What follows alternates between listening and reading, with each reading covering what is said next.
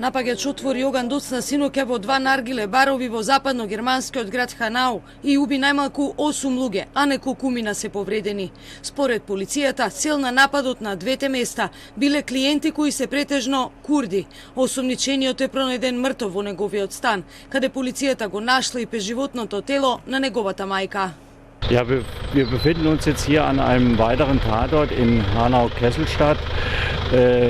Auf die Örtlichkeit ist die Polizei gekommen aufgrund von Zeugenhinweisen, die bei den vorangegangenen Taten ein Fahrzeug identifiziert haben und ein Kennzeichen ablesen konnten. Aufgrund dessen haben Spezialkräfte diese Anschrift aufgesucht und in der Wohnung hat man dann zwei Personen aufgefunden, die tot waren oder tot sind, und mit hoher Wahrscheinlichkeit ist einer der Toten der Tatverdächtige. Обвинителството нападот го третира како тероризам, бидејќи постојат докази дека напаѓачот бил радикален десничар, во чиј дом е пронајдено писмо со конфузна содржина, но и екстремно десничарски политички ставови. Полицијата соопшти дека тој се самоубил по нападот. Убиецот е идентификуван како 43 годишен Тобиас, има германско државјанство, како и дозвола за поседување на оружје, а во неговиот автомобил се пронајдени списанија за муниција и пиштоли. Канцеларката Меркел денес изјави дека омразата и расизмот го трујат германското општество. Für eine abschließende Bewertung ist es noch zu früh.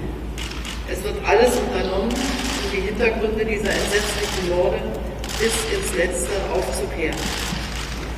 Doch weist derzeit vieles darauf hin, dass der Täter aus rechtsextremistischen, rassistischen Motiven gehandelt hat, aus Hass gegen Menschen mit anderer Herkunft, anderem Glauben oder anderem Aussehen.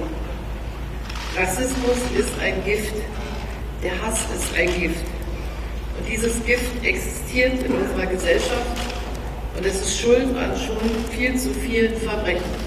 Сведоците велат дека со 10 истрели напаѓачот најпрво застрелал 3 лица, пошто со автомобил избегал во квартот Казелштад и отворил оган во вториот наргиле бар, каде убил уште 5 луѓе. Ein Freund, sein Onkel wurde hier erschossen, hinter uns am Kiosk. Und ja, wir haben denen erstmal Beistand geleistet. Ja, einerseits fühlt man sich so ein bisschen machtlos, weil man ja dagegen nichts machen kann. Und andererseits, ich würde jetzt nicht als Angst bezeichnen, aber irgendwas, was so in die Richtung deutet, dass man eigentlich jetzt quasi schon Angst haben muss, in eine Bar oder rauszugehen. Германија во последниве години е место на неколку екстремистички напади. Во петокот полицијата уапси 12 членови на една екстремна десничарска група, за кои се верува дека планирале шокантни, големи напади врз џамии, слични на оние извршени во Нов Зеланд минатата година.